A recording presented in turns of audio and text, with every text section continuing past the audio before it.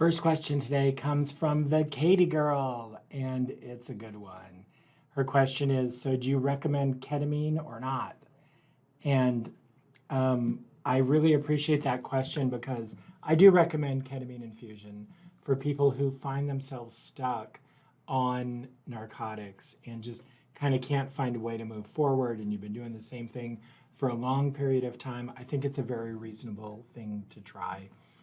I am a little reluctant to say that, and the reason is I normally have a pyramid of evidence that you guys know that I follow, and at the top of that is randomized controlled trials, and at the bottom of that is expert opinion. And there's just nothing but expert opinion in this area that I've seen so far.